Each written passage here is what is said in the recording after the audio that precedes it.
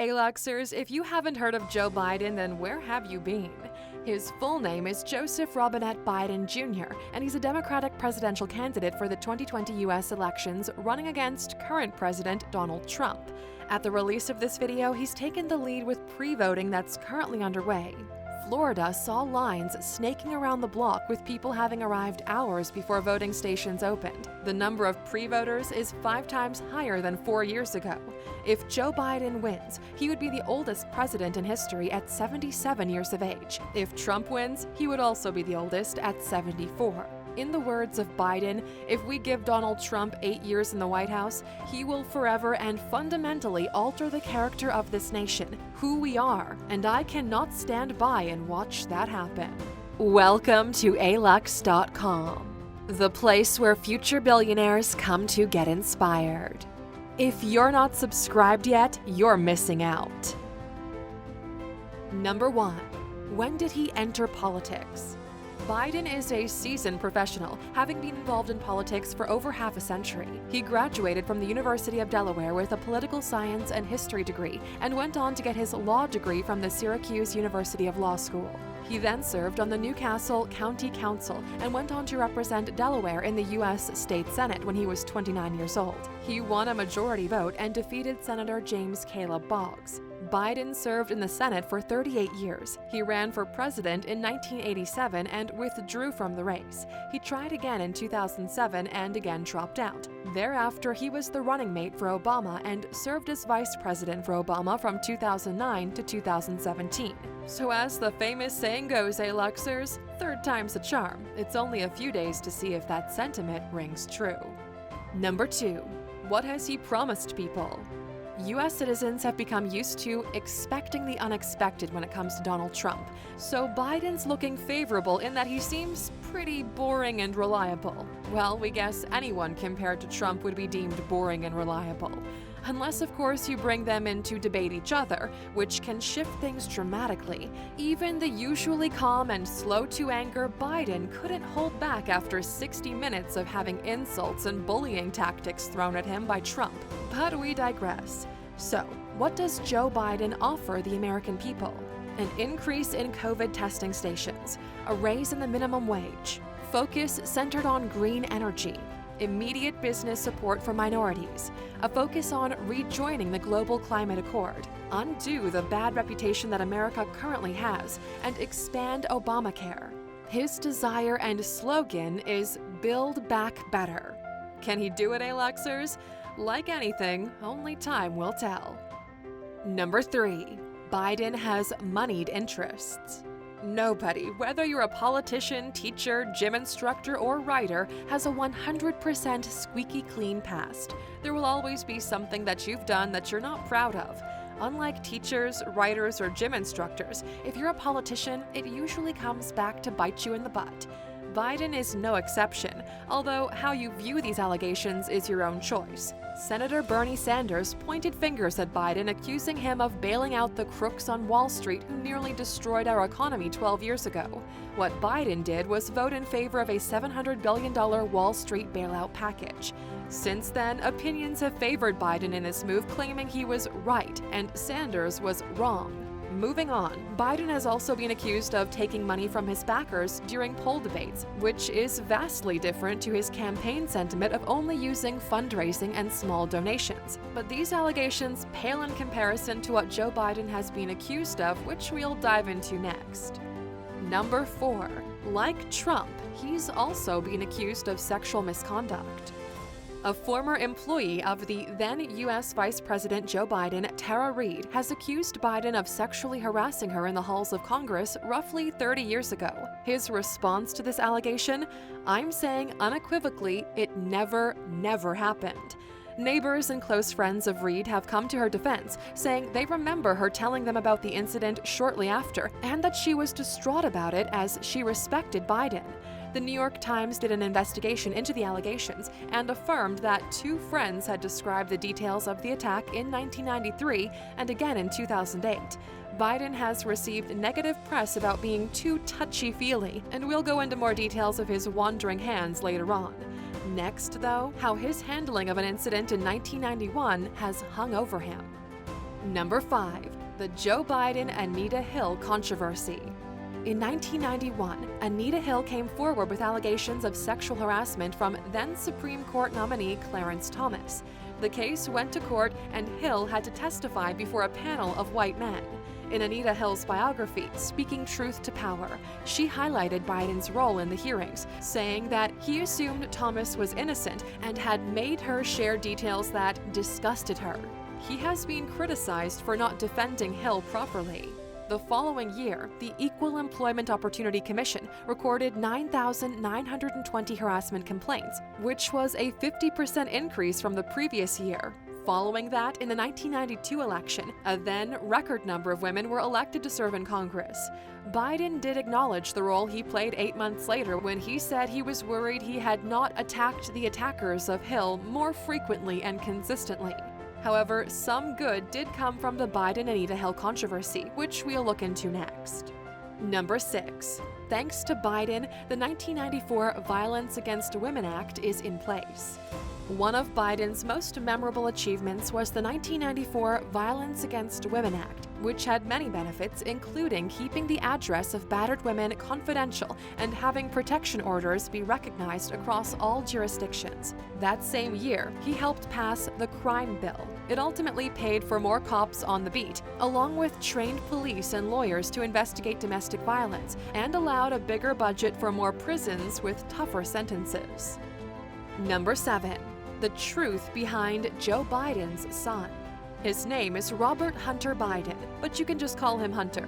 He's the second son of Joe Biden. You probably know him from recent news of alleged dodgy dealings with the Ukrainian government, but he's also a lobbyist, business owner, and international board member.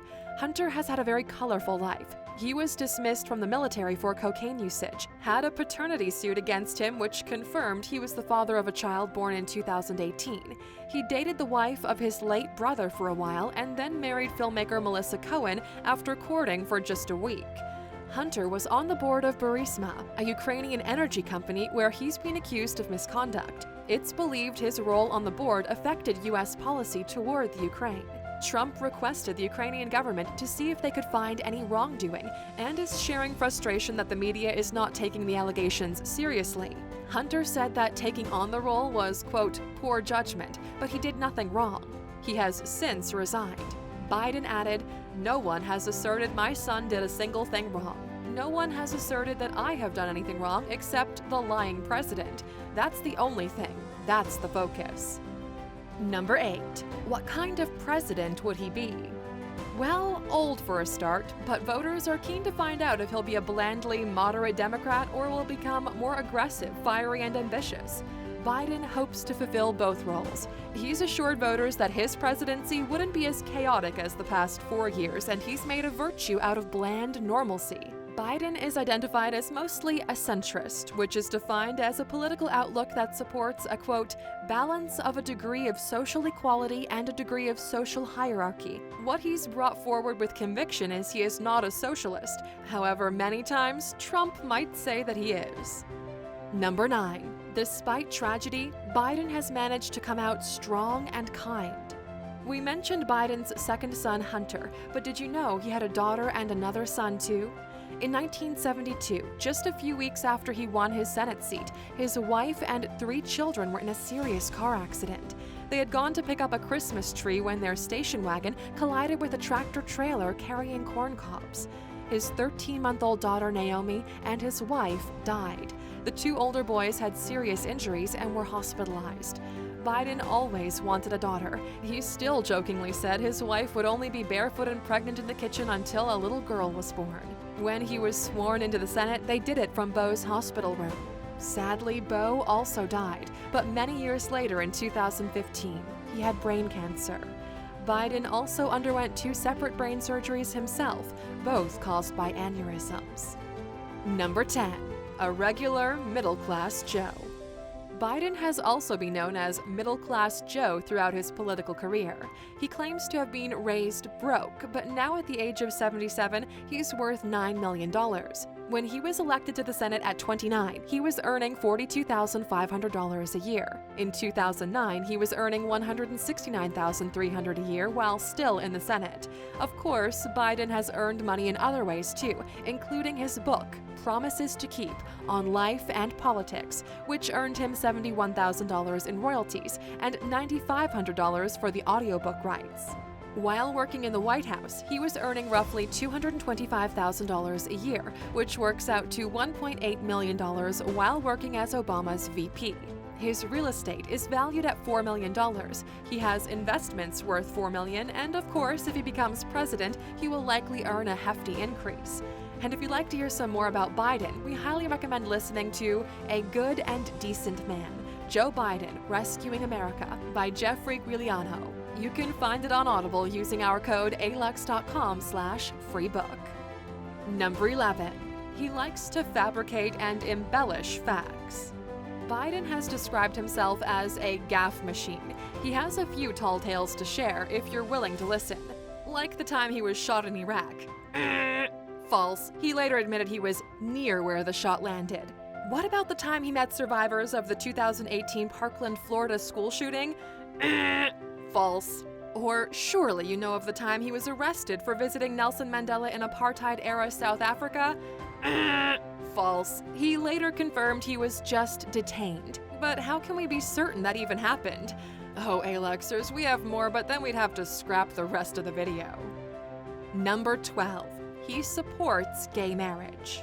On a recent episode of SNL, Colin Jost had a stab at Biden by saying that despite the fact he has overwhelming support from the LGBTQ community, 0% of them support Biden guessing what the B, T, and Q stand for, basically claiming the presidential hopeful was just too out of touch to know these things.